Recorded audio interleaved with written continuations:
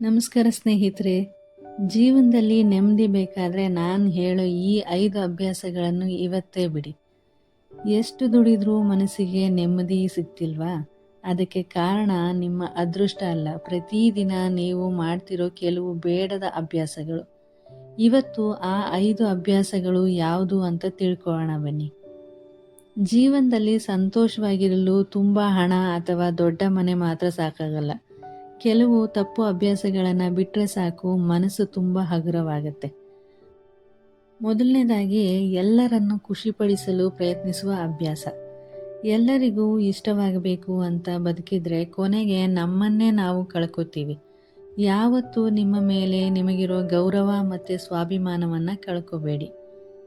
ಎರಡನೆಯದು, ನಿಮ್ಮನ್ನು ಇತರರೊಂದಿಗೆ ಹೋಲಿಸುವುದು. ಪ್ರತಿಯೊಬ್ಬರ ಜೀವನದ ಪಯಣ ವಿಭಿನ್ನ ಆಗಿರುತ್ತೆ. ಹೋಲಿಕೆ ಆತ್ಮವಿಶ್ವಾಸ ಕಡಿಮೆ ಮಾಡುತ್ತೆ.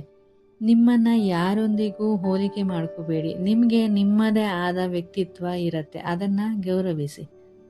ಮೂರನೇದು, ನಡೆದದ್ದನ್ನೇ ಮತ್ತೆ ಮತ್ತೆ ನೆನಪು ಮಾಡಿಕೊಳ್ಳೋದು. ಕಳೆದು ಹೋದ ಸಮಯವನ್ನು ಬದಲಾಯಿಸೋದು ಸಾಧ್ಯವಿಲ್ಲ, ಆದರೆ ಇವತ್ತು ನೀವು ತಗೊಳ್ಳೋ ಒಳ್ಳೆ ನಿರ್ಧಾರ ನಿಮ್ಮ ನಾಳೆಯನ್ನು ಬದಲಾಯಿಸಬಹುದು ಅನ್ನೋದನ್ನು ಮಾತ್ರ ಮರಿಬೇಡಿ. ನಾಲ್ಕನೆಯದು, ಅಗತ್ಯವಿಲ್ಲದ ಚಿಂತೆ. ಎಲ್ಲನೂ ನಮ್ಮ ನಿಯಂತ್ರಣದಲ್ಲಿ ಇರೋದಿಲ್ಲ. ಕೆಲವೊಂದು ಸಲ ಪ್ರಯತ್ನ ಮಾಡಿ ಉಳಿದದ್ದನ್ನು ಸಮಯಕ್ಕೆ ಬಿಡೋದು ಕೂಡ ಜಾಣ್ಮೆ. ಕೊನೆಯ ಮತ್ತು 5ನೆಯದು, ನಿಮ್ಮನ್ನು ನೀವು ಕಡೆಗಣಿಸುವುದು. ಎಲ್ಲರಿಗಾಗಿ ಬದುಕುವಾಗ ನಿಮ್ಮ ಆರೋಗ್ಯ, ಮನಸ್ಸು ಮತ್ತು ಕನಸುಗಳನ್ನು ಮರೆತರೆ ಒಂದಿನ ಖಾಲಿತನ ಮಾತ್ರ ಉಳಿಯುತ್ತೆ.